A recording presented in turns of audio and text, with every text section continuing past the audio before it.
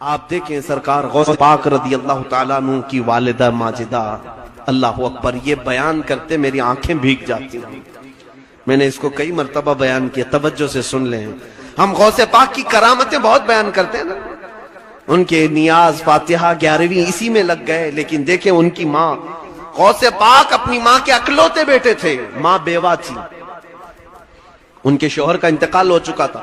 غوث پاک رضی اللہ تعالیٰ عنہ کے والد گرامی بہت جلدی انتقال کر گئے تھے۔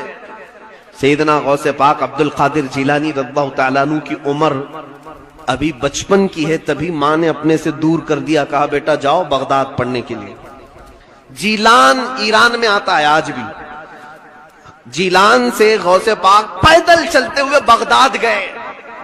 یہاں ہمارے بچوں کو گھر سے مسجد نہیں بھیج رہے لوگ، اور وہ غوث پاک کی ماں تھی، جیلان سے بغداد بھیج دی، صبح سے شام کے لیے نہیں، کئی سالوں کے لیے بھیج دی۔ اکیلی رہ گئی گھر میں بیوہ عورت، حضرت ام الخیر، ان کی تربت پر لاکھوں سلام۔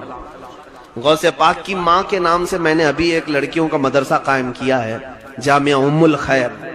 ان کی ذات سے ہم بہت امپریس ہیں، دعا کریں اللہ اس میں بہت برکت عطا کرے۔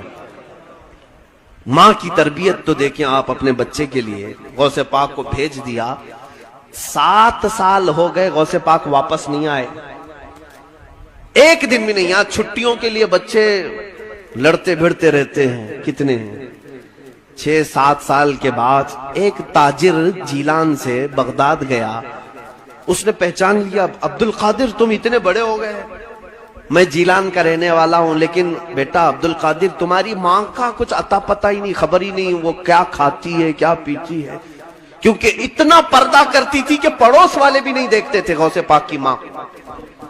پتہ نہیں بیمار ہے کہ اچھی ہے صحت مند ہے، کچھ خبر نہیں۔ غوث پاک کو اب ماں کی یاد ستانے لگی، بے قرار ہو گئے کہ ایک بار میں اپنی ماں کو دیکھ کر کیا ہوں۔ پڑھنے کے زمانے کی بات ہے، غوث پاک رضی اللہ تعالیٰ عنہ کہتے ہیں اسی رات کو میں نے سامان سمیٹا اور نکل پڑا جیلان کے لیے۔ کئی دن کا سفر تھا یہ۔ جب جیلان پہنچے تو رات کا وقت تھا، اندھیرا چھایا ہوا تھا۔ غوث پاک فرماتے ہیں میں نے ٹٹولتے ٹٹولتے اپنے گھر کو جب پہنچا تو میرے دل کی دھڑکنیں بڑھ گئی۔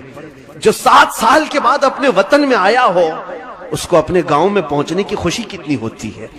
وہ اپنے گھر کو آئے، کہا ابھی دروازہ کھٹکھٹاؤں گا، ماں گلے سے لگائے گی، تھوڑی دیر محبت سے ماں کے ساتھ بیٹھوں گا، کتنے حسین لمحات ہوں گے۔ غوث پاک یہ دل میں خیالات لیے آئے اور دروازے کو دستک دیا، اندر سے آواز آئی، کون؟ ماں کی آواز تھی۔ غوث پاک نے کہا ماں تمہارا بیٹا عبد القادر آ گیا ہے، تمہارا بیٹا عبد القادر آ گیا ہے۔ ماں جلدی سے دروازے تک آئی، لیکن یہ کہا کون سا عبد القادر؟ ایک ہی تو عبد القادر تھا نا۔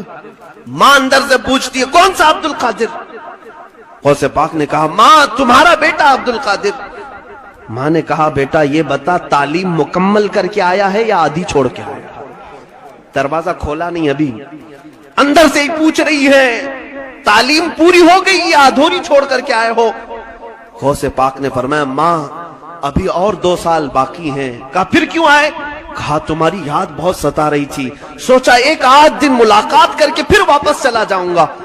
اے ماں کل ہی میں بغداد کے لیے نکل جاؤں گا، بس تم سے مل کر کے جانا چاہتا ہوں۔ ماں نے کہا بیٹا عبد القادر الٹے قدم واپس جاؤ، تمہاری اور ہماری ملاقات انشاءاللہ قیامت کے دن ہوگی۔ دروازہ نہیں کھلا۔ غوث پاک راتوں رات دروازے سے پلٹ کر چلے آئے، بغداد پہنچے، ماں کو گھر پہنچ کر کے بھی دیکھا نہیں۔ اس ماں کا کلیجہ کیسا تھا جو اپنے اکلوتے کے لیے دروازہ نہیں کھولا، صرف اس لیے کہ میری محبت غالب آ گئی تو کہیں اس کی تعلیم پر اثر نہ پڑ جائے، کہیں اس کے علم پر اثر نہ پڑ جائے۔ دروازہ نہیں کھولا، واپس چلے آئے غوث پاک۔ فرماتے میں پڑھنے میں پھر مصروف ہو گیا۔ 1 سال ابھی گزرا نہیں تھا کہ ایک تاجر آیا جیلان سے، تجارت کرنے والا، آ کر کے اس نے کہا عبد القادر تم ہی ہو؟ کہا ہاں۔ کہا 1 مہینہ ہو گیا تمہاری ماں کا انتقال ہو چکا ہے، ہم لوگ جنازہ کفن دفن کر چکے تھے۔ غوث پاک رضی اللہ تعالیٰ عنہ روتے رہ گئے۔ ان کی ماں نے جو کہا تھا بیٹا جاؤ تمہاری اور ہماری ملاقات قیامت میں ہوگی، غوث پاک کی ماں نہیں ملاقات کی۔ آج ہم اپنے بچوں کو یہ سوچتے ہیں ہتھیلی پر رکھ کر کے انہیں ڈاکٹر بنائیں، انجینئر بنائیں، ان کو فلاں بنائیں. ان کو جب تک آپ سٹرگل کرنا نہیں سکھائیں گے یہ کچھ نہیں بن سکتے. آرام طبیعت میں رہنا ان کو سکھا، جو مانگا دلا دیا، گاڑی دلایا، موبائل دلایا، سب چیزیں. پھر آپ چاہتے ہیں کہ ہیرا بن جائے.